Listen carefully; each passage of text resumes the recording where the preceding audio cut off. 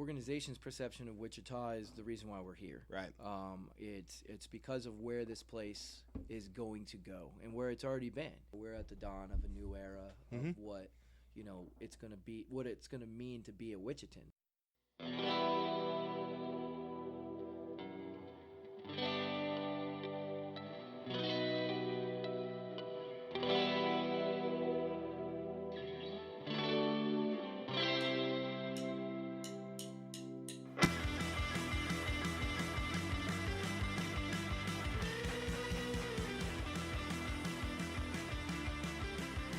Welcome back to another episode of the Wichita Live podcast. My name is Landon.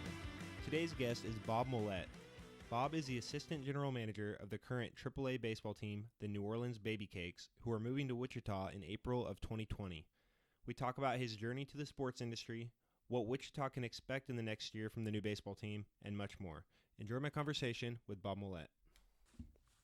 All right, I'm here with Bob Moullette. How are you doing, Bob? I'm good. How are you doing? I'm doing pretty well. We're just here in the construction trailer right next to the soon-to-be new stadium, also recently deceased Lawrence Dumont Stadium. So we're just here to talk some baseball. So how's it going? It's going well. Just actually came from practice today with League 42, so just helping assistant coaching the Giants there. Their age group is 12, 13, and 14, so worked on a lot of ground balls today. That's very cool. And just real quick, for people that don't know, can you talk a little bit about the League 42? Yeah, so League 42 is a public league that's in the Wichita area. Essentially how it works is it's a league that Bob Moullette kind of designed to where it gives affordable opportunities for kids to play. So by that meaning affordable, it costs $30 per family. So when I mean for a family, if you have 6 kids, it's $30 flat. If you have 2 That's kids, incredible. it's $30 flat. They've done a really great job of raising funds, getting donations. I don't know if you guys are most recently they had their bats and equipment stolen, so they actually came up with a drive and were able to get a bunch of equipment for the community. So it's just crazy to see, and it's really fun. So. Wow. That's very cool. So is that funding, is that like individual funding? Do they do like event fundraising? Do you know how that works? So, they do sponsors and they have all those types of sponsors for that. But yeah, a lot of that is just funding for the league. On opening day, they had an anonymous donor donate $250,000 to the organization. Wow. And they want to remain anonymous. I need to find out who anonymous is. Yeah, seriously. So if you're listening, thank you. Yeah. Thank you for Wichita. So can you just tell us a little bit about yourself? Yeah. What you do, where you're from? Yeah, so, I'm the assistant general manager of the soon-to-be Wichita Baseball 2020 team here. I still am responsible for doing some things in New Orleans. As we're excited that baseball is coming here in 2020, baseball is coming to an end there, 2019. So there's still day-to-day things that they, operationally that I need to be kind of making sure is happening, whether it's the marketing, whether we're, getting down on our merchandise inventory, those types of things. So I'm going kind of back and forth with that. So I was in New Orleans for about 3 years prior to this. I came here. I'm an official resident as of the 20th of March. And welcome. Oh, yep, thank you. I currently am in Riverside, but before that, I was in New Orleans for about 2.5 years. I was responsible for helping with their rebrand. So the Babycakes were originally the Zephyrs. Still in New Orleans? Yep. Okay, interesting. And so the Zephyrs actually came from Colorado in '93 when the Colorado Rockies expanded into Major League Baseball. Okay. So that name actually came with the team to New Orleans, and they had that name for a long, long time. So when new ownership group came in, with Lou and Matt and all those guys, they wanted to kind of give the brand a little bit of a facelift, and so they wanted to rebrand. So they decided that they wanted to go with the Babycakes. Now, it's a long story of how the Babycakes name comes, but I can, as short as possible, it's a Mardi Gras theme. So if you've heard of King Cake, if you haven't heard of King Cake, I say it's equivalent to almost like a cinnamon roll. But what happens is during the Mardi Gras season, you bring a king cake to a function. So whether it's a barbecue or a crawfish boil or something, not really crawfish because it's not in season, but any of those types of things, this thing can be decorated in any way you want. It can have traditional Mardi Gras colors. It can have red, white, and blue. You can have cream cheese in it. I mean, it's crazy how they do these things. But what happens is you essentially bring the cake and you cut it into slices. And then what will happen is one lucky person, or unlucky, should we say, they will get the piece with a little plastic baby. And so what that means is that if you get the plastic baby, then you have to bring the king cake to keeps it going. Keeps it going to the next event. So I've only had that happen to me once. Some people get it every time they get the thing. So essentially, playing with the minor league stuff, if you think about New Orleans and you think about Mardi Gras, there's that area, should we say, is jam packed with a bunch of things. So when you think king cake, you're not thinking of a specific king cake. You are thinking of a specific king cake. You're thinking though of who the bakery is. Is it Randazzo's? Is it Dalfung or something like that? So if we wanted to be the king cakes, we would be lost in that shuffle because that's what people would automatically think. Right. So the term baby cake is literally a coined minor league baseball term, and so that's kind of what we went with. So I obviously was with the rebrand there. I got there in October of 2016, where I was previously in the California League starting in 2013. So I worked for the Class A affiliate at the time, the Colorado Rockies, the Modesto Nuts.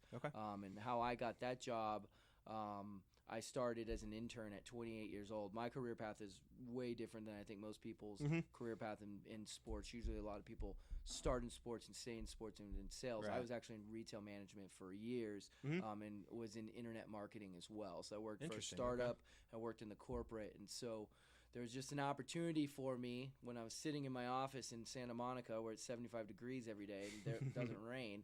I was like, you know what, I like that I can make my own hours here, but I don't particularly like that I'm in front of a computer all day. I love to use Excel and I love to do all that, but I think I need to really – this is my last shot to do it. And some circumstances kind of were in that favor to where I got to restart over. And so essentially I got my job as I looked for a lot of different jobs at the time. You know, I interviewed for New York Yankees, interviewed for Arizona Diamondbacks. I always get to like the last point, but I could never get it. And so I went to a job placement agency in my hometown of Modesto because that's where I grew up. And I was like, hey, I need to find a job. I need to be a responsible individual here. The sports dream is probably not going to happen, so I need to go do something with the skills I have. So the guy interviews me, Chris Peterson, and he's going to help me find a job. And he's like, hey, man, your application, you have way more experience than most people who come to do this. What do you really want to do? And I'm like, I want to be in sports. That's what I've been trying to get into. It's just been difficult. And so what he said was, hey, I know the guy over in Modesto, the GM.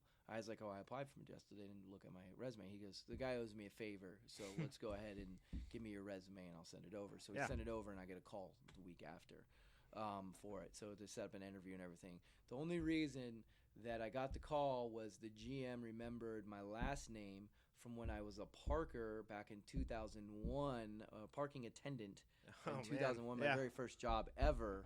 And so he was the director of PR and marketing at the time.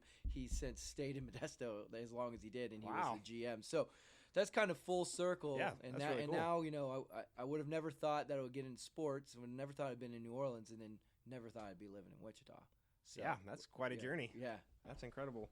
A lot of people, if that's their dream, like out of college, maybe there was a college athlete or something, and then they got straight into sports, but going the long route, it's a little bit different, but cool. I mean, it's another reason to follow what you want to do. Don't just sit there being happy, but very cool. So how did you get in? Did you know you wanted to do baseball? You said you wanted to get back into sports, and so what's your history or past with baseball? So, I grew up playing baseball, obviously, like a lot of young boys. I grew up playing baseball when I was, 5, 6 years old. My mom actually taught me to pitch. That's, how she grew up around the game with my granddad and stuff like that. And so I just played, we're at a point in time where I wanted my skills to get better. My mom could only give me so much, and so I attended San Francisco Giants camps over the summer. Nice, that's really cool. So that's where I really learned the fundamentals of the game, how to play it the right way, everything like that. I mean, I loved it. Like I think I would always I would always go wherever we would go, because during the summer my mom would commute into the Bay Area, and so I would always bring my bat, always bring my ball, always bring my glove, everything like that. And I really just loved the game for a long time. And then I took a little bit of a hiatus off it because, my experience in high school, the coach and everything like that. And I was into soccer for a little bit as well. Sure. But then, as I, kind of got back into it, I mean, I just love it, so much. So I know for me, sports I think was to get in the door, to get into sports. But ultimately, I'm doing what I want to do. I'm working for a baseball team, obviously a AAA baseball team, which is awesome. Yeah. But I just love the grind of what you have to do, whether it's from a player perspective, because I don't think a lot of people realize there's 160 minor league baseball teams. There's 6 levels of minor league baseball. And I didn't know that. And That's unreal. And some of these guys, they pursue their dream, and they have about 4 to 6 years to try to do it.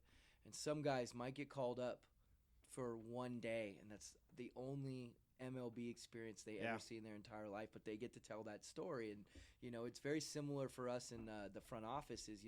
While they're grinding it out, doing 140 games a season, we're working all 70 games a season. We're getting there at 8 a.m. in the morning to pull the tarp off because we probably had to leave it on, make sure the field doesn't burn. Right. And we're staying until 11:30 when the final firework shoots off. So I just know that this is kind of where I want to be, and I mean I love the sport so much. So I love what I do, and I get to do it in a realm to where that's what I love. I mean it's kind of where we're at. So yeah, you can tell how much you love it, like just in your voice. That's awesome that you found something you love like that. What's the day in the life look like? Are you a lot? I know right now it's probably a little different than past years, and probably different than what it's going to be in the future, being in Wichita versus New Orleans. But what does a day in the life look like? Are you on a lot of the behind the scenes stuff? Are you helping with the team directly? Yeah. So right now, it's weird. This will be my first season that I didn't work any baseball games. Normally you work all 70 baseball games, depending if stuff happens, weddings, whatever. But every front office staff works the entire day and then does that. So as of right now, we have a brand that we need to develop here. Right. We started with that process, in I'd say early January. I was out here with another, a couple other people that are part of the branding group. We went, I think that's how we even connected. Yeah, for sure. As I was kind of seeking that out. And so we sat down for 3 days, 15-hour days with probably 300 people around the community, just kind of getting, learning a lot more about Wichita. I think that no matter what you do, you can't just go into a market and go, okay, this is what it's going to be. You really need to understand what the market is. Listen to people. Yeah, and the market is totally different than here than it is in New Orleans. And in New Orleans, market is totally different than it is in California. So we really are just working on trying to find a brand and a feel that is representing almost everyone in Wichita. We understand how the dynamic of what has happened in the last 150 years and how things are shifting. We want to pay homage to the past, but we also want to, showcase what is about to happen, or what is happening right now. You can see it all over the city. So, so that's kind of really what we've been focused on. For me, I run the social media accounts, the Twitter, the Facebook, the Instagram. Funny story about that was I was running those and still living in New Orleans. So every time I would come here, I would pop as many pictures as possible. For sure. So I think the opening stuff is literally all the statues down on Douglas had the hat on or something like that. Now that I'm here and I'm at the Monarch, a little bit easier. Right by them, it's a little bit easier. But so working on that, and then I think the community stuff too. So Jay's our president. He's going to go on. He's going to talk to the Cokes. He's going to talk to Spirit Airway. All those types of things. I've actually tried to meet as many of the superintendents within a 25-mile radius of the area, because that's going to be a very important key. We're going to want to be in the community. We're going to want to help schools, not only whether it's go read a book or career fair, but we're going to be employing 300, 400 people. So we want to have that kind of that labor base, or we know we can go get strong individuals like that as well. So especially interns. So I mean, it's a little bit right now of everything. The only good thing that I would say the only good thing, but the thing that I don't have to do is any games, because there's obviously no games to be played. So nice, a little bit different. Yep, mix it up. what was the perception? What was your perception of Wichita, or the organization's perception before coming here, and maybe how has that changed since you've lived here a little bit? Yeah, so I'd say the organization's perception of Wichita is the reason why we're here. Right.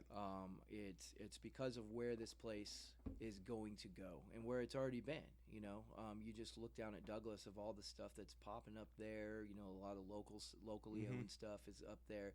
I think the potential for this city in the next 10 to 20 years is I think we're just literally sitting at the infancy of what this is going to be.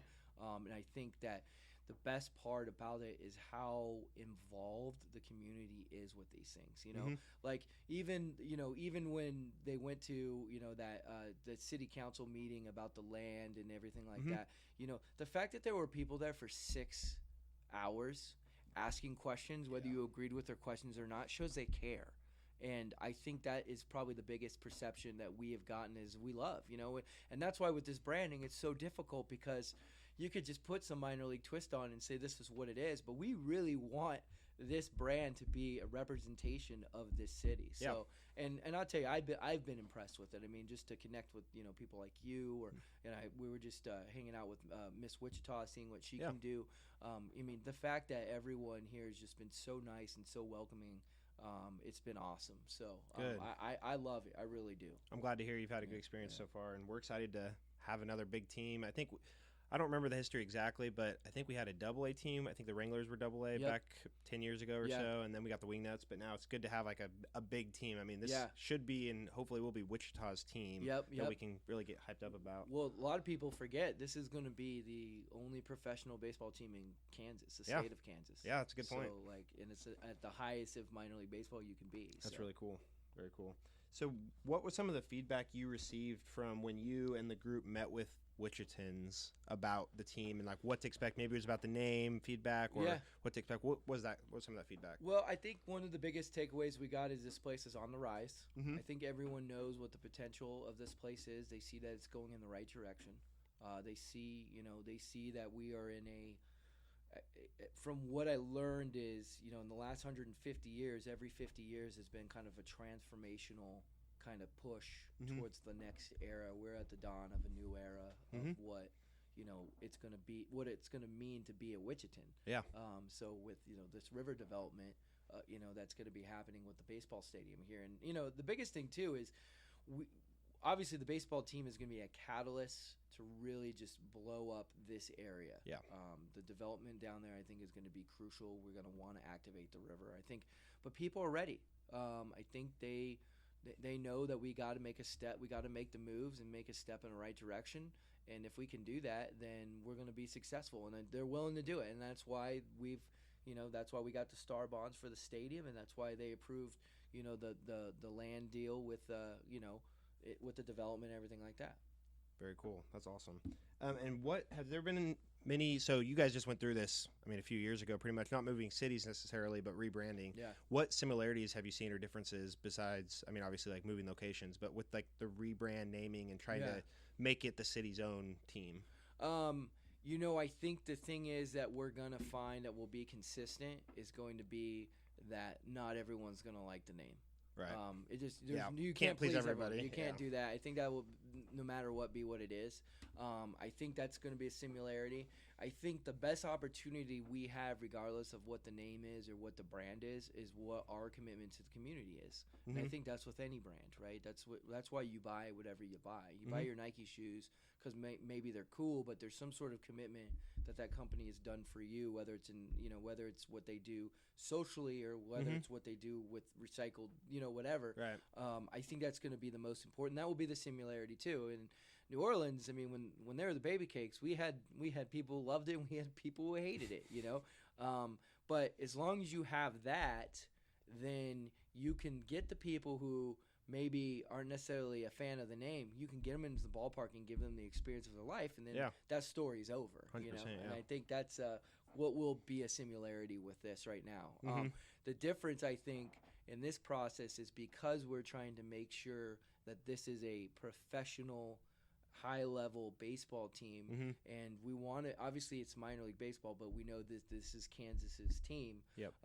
The name selection has not been as easy as you would think because we're not looking for super outlandish things. There's things that people, there's names. I've seen a few that are pretty ridiculous. Yeah. So, look, you go to the trademark baby cake. That's easy, right? There's no such thing as a baby cake. So when you go get the trademark stuff back, and they're like, oh, that's a low risk, you can shoot right in there. But if we're trying to do something that is going to be a professional, elegant, name, then going through trademark has been a little bit more difficult. Oh, I bet. Yeah, that's crazy. I mean, I've talked to a few people around here just about the name Baby Cakes, and it's either people love it or hate it, and they're like, well, I'm glad they're not going to keep that, are they? And that kind of thing. Or some people love it and they wouldn't be mad about it. But I like how diligently you guys went about finding that name and finding something that like means a lot to New Orleans. And I know you guys are trying to do that for Wichita, and I think people will.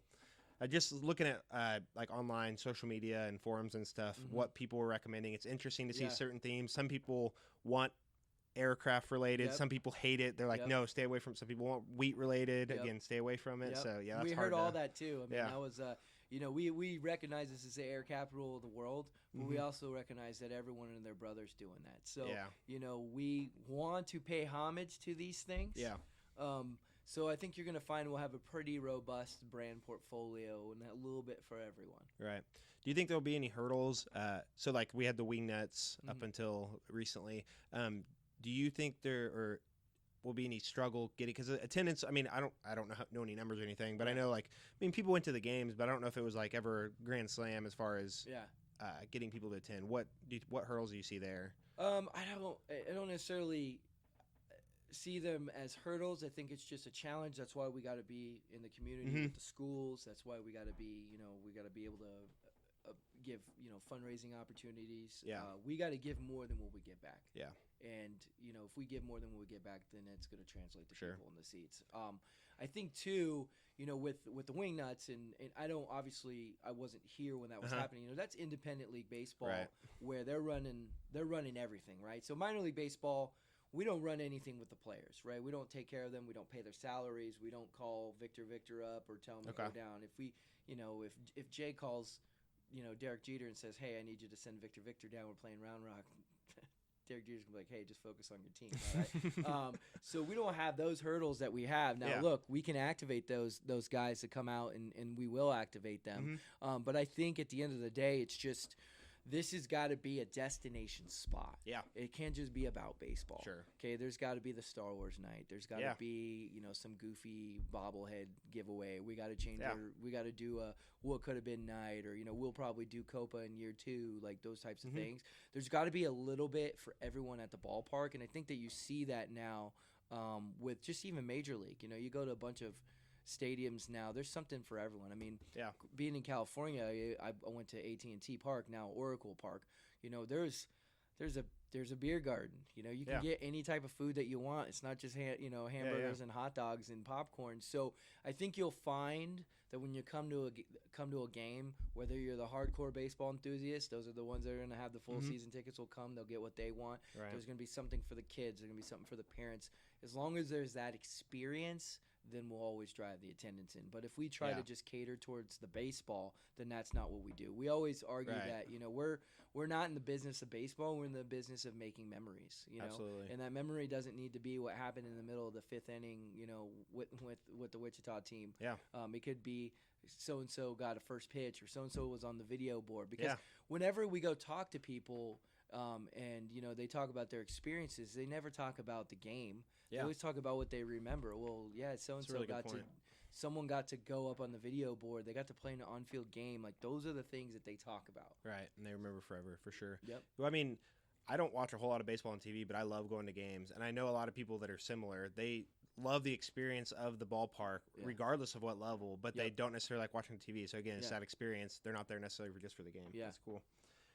Is there a lot of bouncing back and forth between the majors and AAA? So there is. So the way it kind of really works is, so you have 6 levels of minor league baseball, like I was saying before. You have rookie ball and you have short season. So rookie ball and short season are for the guys who get drafted after high school and their college, right? Because it overlaps with the season. Right. So then you have A, then you have A Advanced, you have Double A, and then you have Triple A, which is us. Right. So a lot of prospects now is kind of the trend will kind of shoot through to Double A, and then they'll throw them up in Major League Baseball to see if they can make the jump, and if they can make that jump. And if they can't make that jump, then they'll come down to Triple A. A lot of guys will kind of go up, and they'll go down. Yeah. There is a lot of bouncing back of what happens. I mean, there's guys who have played, minor league baseball for 10 years, like Isaac Galloway.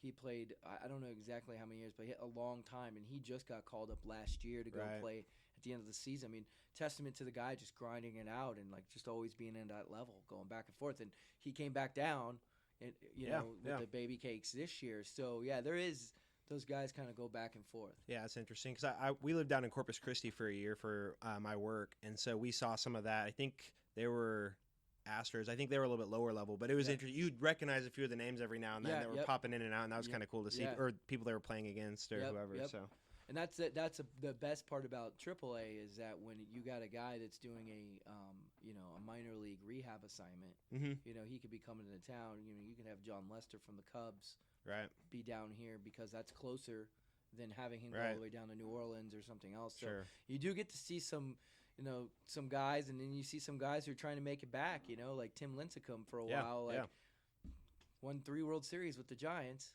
and then he's sitting there in AAA with Round Rock. You know what I mean? So that is crazy. That is crazy.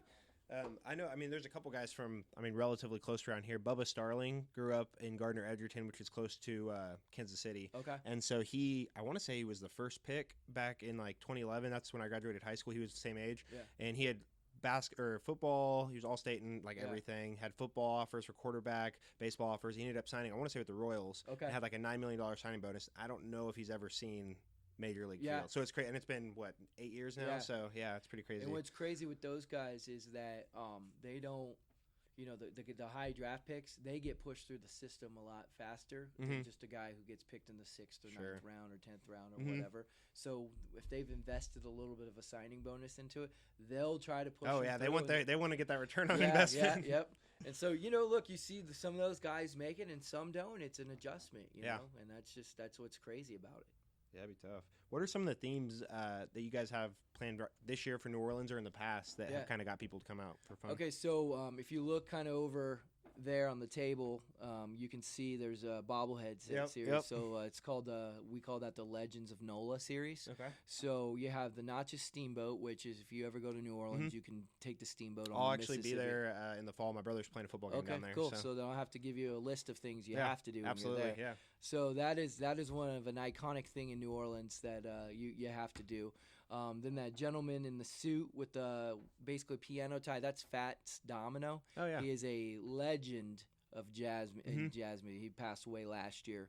And then the guy right behind him is Steve Gleason. So, look, New Orleans loves their Saints. Yeah. I've been to Saints games. They're nuts. They're crazy. You just see the Superdome get rocking. When Katrina hit, it was very devastating. Absolutely.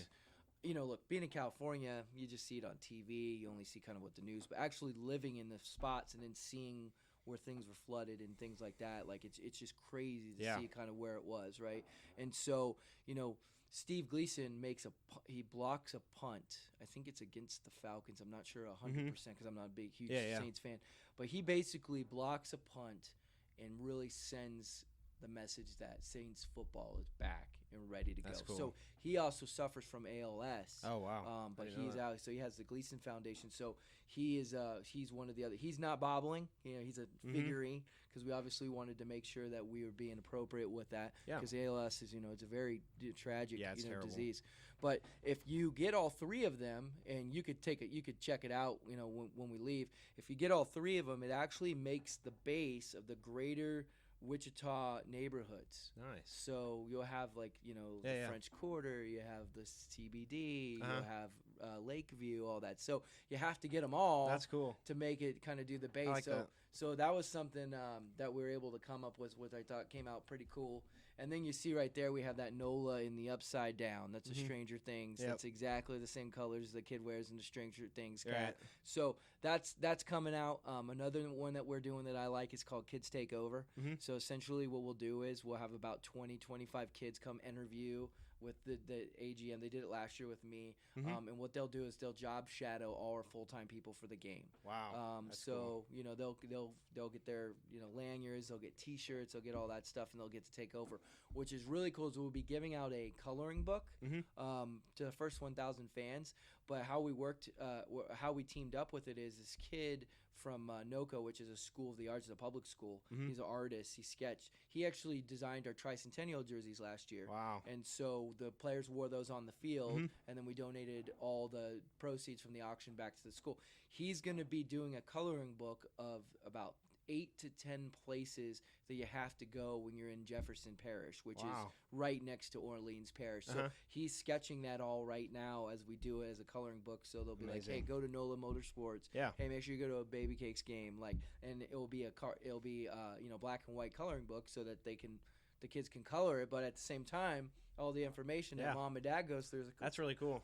I didn't know we had that. So those are some good things we're doing this year. That's awesome. I like the shadowing too, because 25 kids get out there. A couple of those kids might be inspired to go follow that dream of being in sports. Yeah, that's really cool. It was a cool promotion last year when we did it, and so this year I think will be even bigger. Nice. So what? I don't know if we mentioned it yet. What affiliate are the Babycakes with? So they're with the Miami Marlins. So how that works is every minor league baseball team does what's called a player development contract, and so they usually last 2 to 4 years. They're always on even years, so that if a contract doesn't get renewed, there still can be another team for a minor league team to be affiliated with. Okay. So for instance, our player development contract's actually up at the end of 2020 with the Marlins. So once that season's done, theoretically, we could go find another partner somewhere else, depending on what's to happen. But it's always even, so that there's always an affiliate to have one. So, for instance, Fresno was I wouldn't say a long time. Well, they were a long-time Giants affiliate, and then they lost to Giants because they went up to Sacramento, and they became an Astros affiliate. Well, then the Astros team changed affiliates too, so now they're a Washington Nationals affiliate. Wow. So middle of Fresno, California, and you got but that is our affiliate at the moment. Okay, so does that happen a lot that people change affiliate teams? Yeah, affiliates change. I wouldn't say quite often. Yeah. I think you're starting to see it slow down more because a lot of major league teams are starting to invest in their minor league teams as far as buy certain things. Yeah. But yeah, they change all the time. It makes the most sense for us to be the Marlins affiliate at this point in time, being in New Orleans. But then, that could change. At any time. So, but it does. It just like example with Washington and Fresno. So cool. So how are the Babycakes right now? Are they pretty good this year? Looking to be pretty good? So I think they're one game out of first. They think they're like 12-9. So they're not looking bad. I mean, it's going to be one of those years where they might go to the playoffs and they could win the whole thing. That'd be cool. Yeah, it'd be kind of cool to go out with a bang. Go out on top. That'd be really cool. What league, or how do the leagues work in AAA, and what league are the Babycakes in? So we're in the Pacific Coast League. So there's 2 AAA leagues. There's the International League and the Pacific Coast League. We are currently in the South Division. So there's 16 teams in AAA, and then there's 14 in the Independent League, which is the 30 Major League Baseball teams. Sure. Okay. Writing that down. All right, so I think one question that a lot of people are wanting to know is, what is the name going to be? I know there's some trademark stuff going on right now, but what can you say about that at this time? Well, what I can say is, within probably the next couple weeks, we will probably unveil, about 6 to 7 names to the general public, just to get some feedback, kind of see what they think of them and stuff like that.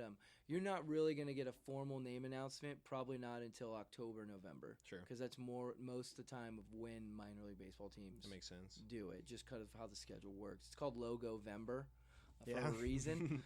So that will that will be when the solid name, hey, this is what we're going to do. We'll do a big, unveil where we'll invite, 500, 600 people to come check it out, put on That's a show. cool. We did it in New Orleans, and I'd say out of all the unveils that happened that year, I'm biased, but I think we did it the best. Good. So now we have to do it better. Right. That's well, the you got a little bit of experience. Yeah, so yeah. Relatively recently. I think some people just want to know what the options are too. So I think even if in the next few weeks or whenever that's coming out, I think they'll be happy just to see what the potential options are. And we're gonna have some fun with that too. So we're gonna try to really get some good feedback rather than hey, here's the name. We want to say, hey, well, if this was the name, what would you want the mascot to be? Right. Or what would you want the mascot's name to be? Well, if this is name, what kind of colors would you go with? Yeah. Kind of stuff like that. So you'll see that kind of with their social media accounts. That's really kind of going to drive that. Yeah, and we'll definitely be helping share some of that stuff. Yeah. I know AAA lets you be a little more quirky with the names and mascots. I mean, similar to the Babycakes, or I can't remember what the NHL team is. Philadelphia, maybe. They've got like this orange monster thing. Oh, it's like super random, but like the town loves it. Yeah, so they just really own it, and that's theirs. Yeah. And I think that's something cool too. Yeah. So, what's the progress on construction so far? So we started relatively recently, and going. I mean, it's motoring. Yeah. These guys aren't messing around. So, they're at a point to where they're going so fast that they're almost catching up to design. So, 2 weeks ago, none of that stuff was even there for the home plate unveiling. Right. And now that's all up. I mean, they're not messing around. So we're looking good. Knock on wood. Yeah. But they're not messing around. They know how to get stuff done around here. For sure. Yeah. Yes, we do. Yeah. So what's the timeline? Is that planning on being done a couple months before the April 20 deadline? So you're looking at March 15th should be completed. Cool. So that gives us about a full month to do some soft openings and events to really get our staff trained, because you can't just have them go in there on day one and go, hey, that'd be bad this for is everyone. this is how you need to run the POS. So Yeah. Hopefully we're able to get a few events to where we can train our associates to make sure that we're ready to rock. Because the one thing about minor league baseball in an opening day is that unfortunately you have to be your best on your very first day of work. Yeah. It's not like, hey, I can get here and be better down the road, but we have to make sure that we're ready to go. So right, yeah, makes sense.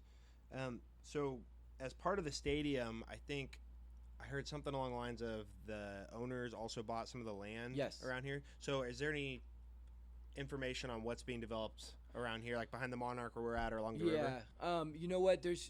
That's going to be more of a year 2 thing. Okay. Yeah, that makes sense. I think they're still in their infancy on that. There'll be some releases in the next couple weeks of what the details of that entail. Right.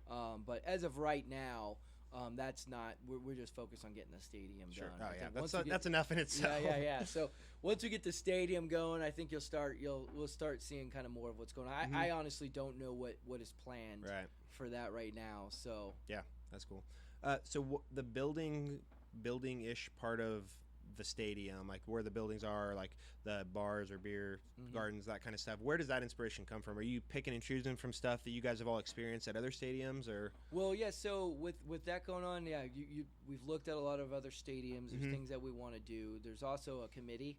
There's 3 people in the city, and then there's 3 people with the club. So when they come to bring these things together, they're kind of saying, hey, what's going to make the most sense? Cool. But yeah, I mean, a lot of stuff is inspired from other things that we've seen, whether it's other stadiums and stuff. One thing about minor league baseball, we all use and recycle each other's stuff.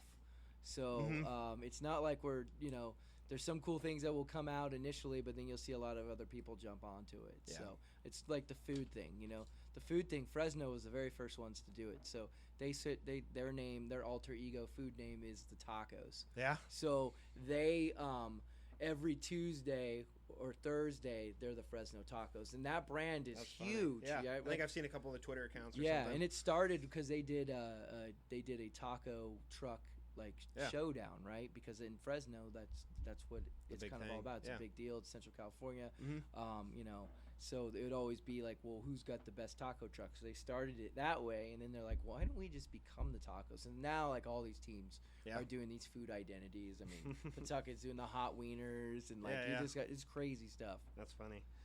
So what can people expect in the next year? What kind of regular updates? What else is going on with the team? Yeah, I mean, as far as within the next year, I mean, if you just follow our social media, like, construction, there's usually something that's posted once a week of kind of what we got going on there. Like when we start to get ready to unveil some names and stuff, we'll activate the community there. So, the timeline right now really is, I'd say, as far as stuff goes on, as it comes, we'll name, whoever the development partners are, or we'll do this, we'll do that. As we get closer, we'll just say, hey, these are the 7 names. What do you think of this? So, you'll continue to see it if you follow that. If you follow the construction cam too, that's planted on the Hyatt, you see that thing's going up every day. So, but yeah, I would expect, once we get to a point where we say, all right, here are 7 names. How we unveil that will be, we'll decide what we're going to do there, and then as kind of milestones happen, that's what will happen. I know in May, late May, we're probably going to do a community event out here on the construction site, similar to what the home plate ceremony was, but for people, the general public, to come out on like a Saturday or something like that. Have a few, just kind of come check it out. Very cool.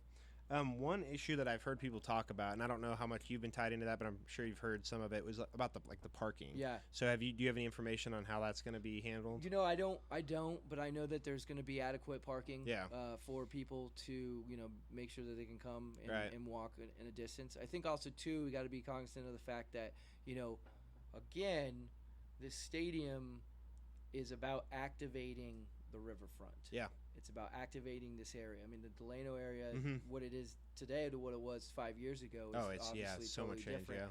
So, look, we want people to come down to the ballpark, obviously come to a game, but we also want them to walk around. Yeah. We want them to ride their bikes and stuff like that. And that's a trend that is happening across, I think, with all stadium builds, especially when you're trying to revitalize kind of a downtown or continue to build that up. So I know there'll be adequate parking. Yeah. But, it doesn't hurt to – do the bike share here, or hop on your skateboard. I think we're getting the scooters this summer, so I don't know if you've seen those around different cities. So but there'll be enough parking, that's for sure. Right. Yeah, I think one thing Wichita, and I'm sure some people will be offended by this, but it's like some people in Wichita just need to get used to walking a little more. Sure. Like any other big city, and if we want to get to the next level, we're gonna have to walk a little bit further. Yep. Like, I mean, downtown and Old Town and Delano, everything's kind of growing together, and it's like. It's all within walking distance. It's pretty reasonable. I mean, I know some people that have traveled a lot, and that's part of it. So. I mean, I literally, and this is further than anyone ever needs to walk, but I walked from my place in Riverside to downtown yesterday because it's such a beautiful day. Yeah. It took me a little while to get there, but again, Yeah, it's not that bad. Yeah, so. And then I checked out, by walking, I see places I've never seen because when I'm driving, I'm not paying attention. Right. So, again, I'm like, wow, look, there's this pizza joint down here. I'm going to have to try it out. Exactly. I think that's how you trip along, like, some of the cooler hole-in-the-wall places in Wichita or wherever is just by walking and kind of maybe getting lost along the way. So, yeah, for sure. All right, so we're going to mix it up a little bit. So it's just kind of some general questions that I kind of ask everybody. Okay. So what is something you often recommend to people, whether it's a book, a podcast, a show? In general, what I recommend to people is if you've lived one place your entire life, leave. Yeah. You can always go back. Sure. I would say that I'm not sitting in this seat right here if I didn't take the risk and, move to Southern California, didn't move to New York City, moved to New Orleans, and then moved here. I think I'm a lot more worldly, and because I've got to experience different cultures. That's kind of really 100%. What it is. So, when everyone asks me, well, have you adjusted to Wichita? I've done this. Yeah. So, I really, when I got here, March 20th, I've literally hit the ground running and haven't really skipped a beat. So I always recommend, especially young people, hey, you can always come back. There's no problem. I mean, I went back to Modesto after, growing up there for a little bit to do what I need to do. But again, I think that's what you want to get out and move. Yeah, for sure. Do you have any advice for people? Like, what do you have a first thing you do when you go to a new place? Is there I'm going to go find a pizza place, or is there anything like that? I usually, the first thing I do is try to get into the downtown area, depending on where it is, and go do it by myself. Yeah. I think when I was younger, it was maybe more embarrassed to be somewhere by myself, but now I don't mind at all. So I think, Nothing wrong with that at all. Get out into the downtown, meet some people. Here, everyone is so nice. You can have 5 friends by the end of the day. You know what I mean? So, but yeah, I recommend that. And then a book that I recommend to anyone who is in an entertainment, in the entertainment industry, and that's what we are. It's called The Power of Moments. Okay. It is a phenomenal book. My one of my old district managers at Abercrombie and Fitch, her name's Dana Johnson. She sent me that book, and I picked it up and I couldn't put it down. I thought it was awesome. Okay, I'll have to link that up. Yeah. Cool. I haven't read that one. Do you have a favorite failure in any aspect of your life? I think I wouldn't say necessarily a favorite failure. I think for me, just kind of where I am now, I would say that if I didn't go through all the stuff that I went through before, I wouldn't be here. And also kind of taking the risks. Yeah. So, at 28 years old, I took an internship and I was getting paid $350 every 2 weeks for 80 hours worth of work. So that's not very much, you know what I mean? And not a lot of people would be able to do that. So I'd say my favorite failure is that I had to move back in with mom and dad at 28 years old. But that got me back on the saddle to where I wanted to go and got my career path to where I wanted to go. So I'd say that, sometimes everyone always wants to move out from mom and dad. They want to get out. You should take advantage of it as long as you can because you're not going to be able to do that your entire life. So for me, I would say the failure of having to move back home and take the internship is where I am at right now. So. Yeah, look where you are today. What is your definition of success? I think in any situation where you can learn and you can get a little bit better means that you've been successful. I don't really ever think it's equivalent to a dollar percentage or anything like that. I think that if you do the right things, then the right things will happen. And that's what success is. So if you're doing everything with integrity, you're doing everything with your due diligence, you're being responsible, and you're really just checking everything off the list, then you're going to be successful. But you have to put in the work and you have to put in the grind. A lot of people unfortunately think, well, I did this, so I should get that. And that's not how success is. Okay, we all probably deserve things that we've never gotten before. The successful people don't give up. And I think that's really what it is. You just got to keep grinding away. Whether you're 28 years old and you're trying to figure out the whole baseball scene, or you're trying to figure out what your career is going to be, in corporate America, you just got to know that if you continue to work hard and don't let it stop, and don't let the immediacy of not getting what you want, don't let that get in your way, then you're going to be successful, because they always look at those types of people, when you want to promote them. Love it. Tell me about a life motto you live by, or what's the best advice you've ever received? The best advice I ever received is, honestly, just if you have an opportunity and you don't quite understand how to do it, or you're not sure if you can, just do it.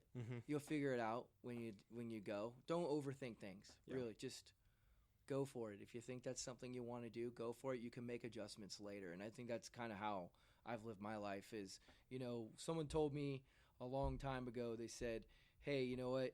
If you were riding a donkey in the Kentucky Derby, you would figure a way to win the Kentucky Derby. And I think that's how you have to take that. You have to take that mindset. You have to be able to take whatever tools are given to you and make something work. And you can't use the excuse, well, I don't have this, so I can't do this.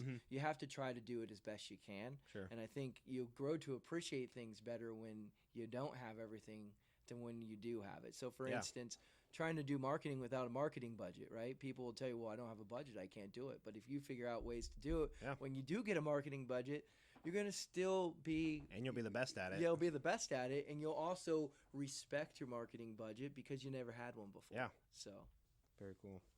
What is a habit you've developed over the past few years that's most improved your life? Ooh, this one is very simple. Making my bed every day. Yeah. And, it sounds silly, but that's the first thing that I do in the morning, and it's the first thing I've completed. Sure. So I can have a crappy day, but at least I can go home and know, hey, I completed a task for the day. That started to that started to have me get into other things like reading a book once a month. Yeah. And, started jogging and like doing all these things. It really kind of trickled down to, hey, you can do this. Just do it. Yeah. And finish it every day. Don't let there be an excuse for you not to. What kicked you off to doing that? So I saw this social media video of this Army general, and it was a video, and it was out probably it was probably like 3 years ago or something. Yeah. And that's what he was saying. Make your bed every day. Right. I don't know if it's the same one, but are you familiar with Jocko Willink? He has a book that he released. He has 2 books out now, but the first one was Discipline Equals Freedom. Okay. And so I'm not sure if he mentioned that book, but similar type of deal. Yeah. Like, the discipline is where everything starts. Yep. So what is your favorite part of Wichita band? So you kind of have a different perspective than some of the other people I've talked to. What's been your favorite part? As far as my favorite part is just honestly how nice and welcoming everyone is. So meeting, social media, I deem are social media influencers in this area, such as yourself or, Miss Wichita or Miss Kansas or things like that. I think the best part is, we're going to have a friendship after this. Yeah. You know what I mean? It's not just a quick, hey, let's do this. And I feel like that's already kind of developed friendships with people. I've only been here a month. Yeah. And you don't get to do that everywhere, Right. So I think that's one of the things is that I recommend to anyone who's coming here, including my New Orleans crew, is get out there and experience. Start meeting people, and meet people and network. So. Yeah, for sure. I know that's something that I've experienced just doing the podcast. I've met with, the first one I did with my brother just to kind of get my feet wet. And then after that, it's like just reaching out to people. And now it's like, I'll see those people downtown and be like, hey man, what's going on? Yeah. Like, how have you been? And it's been cool to see that. And then also just our experience living in Corpus. Like there were friendly people there, but people aren't near as friendly as Wichita. Wichita seems to be one of the more friendly places. So. Yeah, you could tell too in the food industry, food service industry. Yeah. A lot of places you go just to fast food, and especially places in California and New Orleans. Those people are not happy to be there. Right. But here it's like, holy crap. Like they gave me my McDouble and said thank you. You know what I mean? And it's awesome. And I know that people here are like, we just can't believe that, but it is not. It's a rarity. It is not everywhere you go. Is there anything you wish Wichita had that it doesn't, or anything that you miss from New Orleans or California or anything? So I joke about this, but one day it's going to come to fruition. I want there to be a surf ranch here. So I don't know if you're familiar with the surf ranch. So Kelly Slater, one of the most popular surfers. I am familiar with him. So he has this thing called a surf ranch that's in Lemoore, California. Okay. That is landlocked for 2.5 hours. There is no water. But he has about this 500-yard, pool, kind of like a wave pool. Yeah. But he has, this train thing that comes by, and it creates the perfect wave. Okay. And so they literally have, Billabong surf tournaments and stuff, at this thing in Lemoore, California. Imagine plopping one of those things down with the rest of the development here. Oh, man. You can have, Kelly Slater come to Wichita. That'd be pretty cool. That would be cool. Bring a different brand and feel to it. So. Oh, man. Yeah, I have not heard about that. Yeah, that's you really have to cool. check it out. Yeah. I'm going to look it up. I'll link it up, too. So just a couple more. What does Wichita mean to you? Well, for me, as of right now being so new, it's kind of like a once-in-a-lifetime opportunity because not a lot of people get to start a brand new baseball team from scratch, and not a lot of people get to be as involved in the process that I have. So I wouldn't even say this is a do-over or a start, but this is a new start for me in an area that I'm obviously not very familiar with, but it's just a once-in-a-lifetime opportunity to get to do this. So yeah, that's awesome. Do you have any final comments or calls to action for Wichita at this point?